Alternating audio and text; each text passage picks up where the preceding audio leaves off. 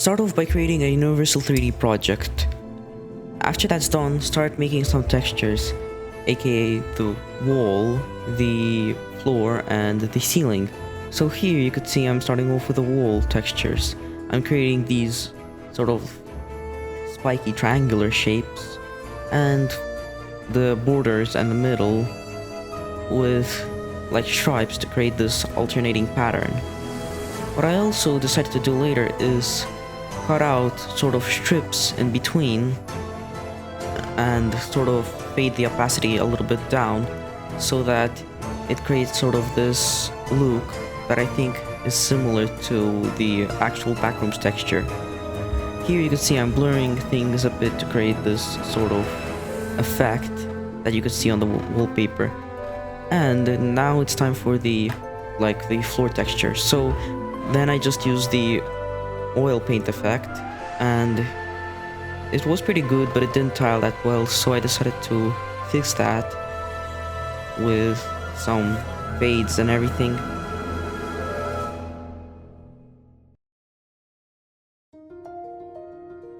Then I decided to work on the ceiling, pretty similar. I just started off with a solid color and just added a shadow effect to create sort of these borders.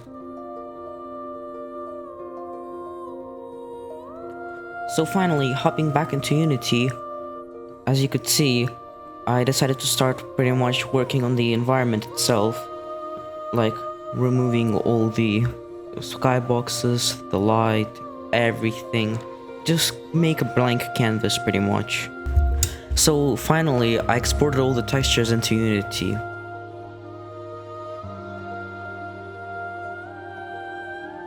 After I was done exporting, I went to just a random generator that generates normal maps and generated a few textures for each and every single texture that I created.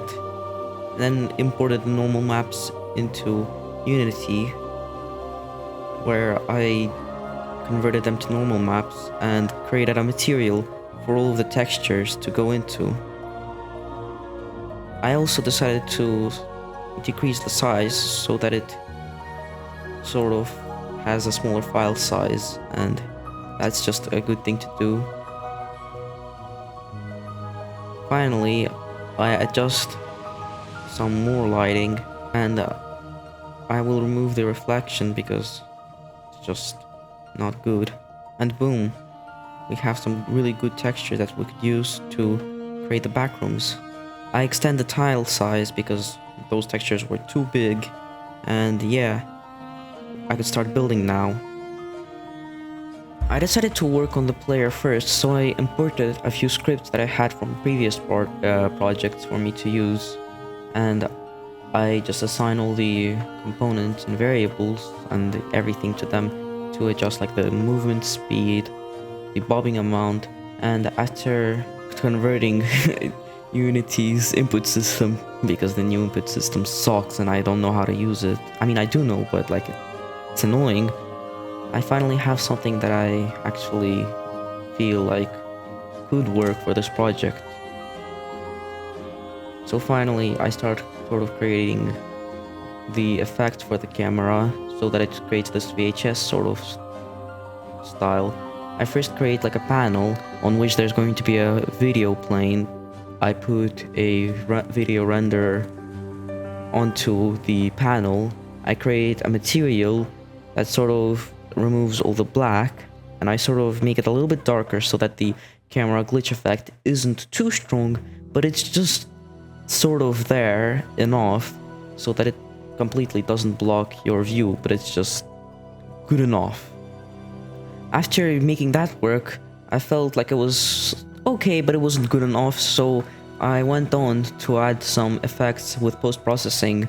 I added some graininess, I sort of distorted the camera a bit, and it started to look more like a VHS style camera, and that's sort of what I wanted for my game. I wanted to feel more like a found footage backrooms instead of like the more like the games that you see on the internet sometimes out there that are just like hyper realistic.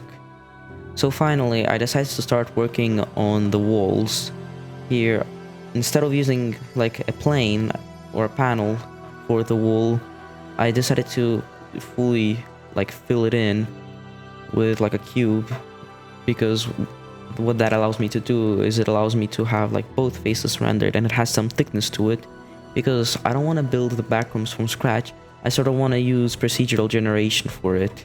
And even though I am not an expert at procedural generation, I was sort of able to do it here. But before I could get into that, I still have to make the rooms actually look good enough. So after finishing all of the rooms and levels, I created a script that called like procedural gen, and in it I defined a few variables for how far apart they are, like how much of them are going to be in width and how much in height, all of the good stuff, defined like the game objects, and then created a sort of like a for loop to loop through all of the prefabs of the rooms. And I decided to manipulate the odds a bit by sort of duplicating a few rooms more than others to make it a bit more spacey and not that claustrophobic. So after adjusting a bit, I went over and sort of created a system for it to actually instantiate in the middle of the screen, not going forward, because I sort of wanted to create the walls out there too. So after figuring out how that works, I moved on to creating the walls, and I just created them using the panel. And the main reason I'm creating the borders, sort of walls around, is so that like there's no access to the outside. And here I'm just sort of using the room, one of the rooms itself, as sort of like a reference for me to see how big and how well and how good I want it to be. I modify the textures a bit. I make it as big as it needs to be. I make the room itself as big as it needs to be. I modify everything so that it actually fits in the right size. And I duplicate the walls on all four sides to create a border around the map. And in general, that system would have saved me so much hours of just hand placing everything, and I'm really proud of it. In general, altogether, I decided to squeeze it a bit down afterwards because it was sort of lagging my game a bit, and we don't like laggy games. Okay, so also to make it less laggy, I decided to bake all the lights, and baked lighting essentially just makes lighting sort of just out there, planted, instead of it sort of just calculating itself how it's supposed to be there, which means that it couldn't generate like real-time shadows, but nothing in the background pretty much moves other than the entities. So I could just leave the lighting as it is right now and sort of make it a little bit less laggy and more performant. After baking all the lights, it was okay, it looked fine, but it just didn't look good enough in my opinion. So I decided to sort of make it look better by applying more post-processing, because post-processing fixes everything. I struggled to find the light texture that I wanted because I'm stupid, I don't know how things are called, but eventually I found it, and it turns out it's like something like light bokeh, whatever.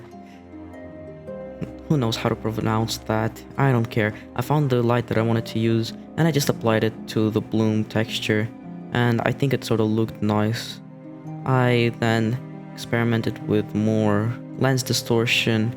I made the tone mapping to aces because the neutral one absolutely sucks, and afterwards I sort of played around with the lighting and everything until I got the result that I like.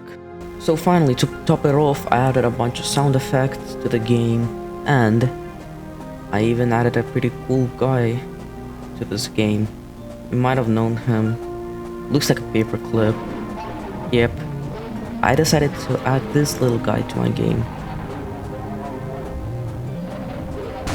But oh my gosh, dang, that scared me. Yo.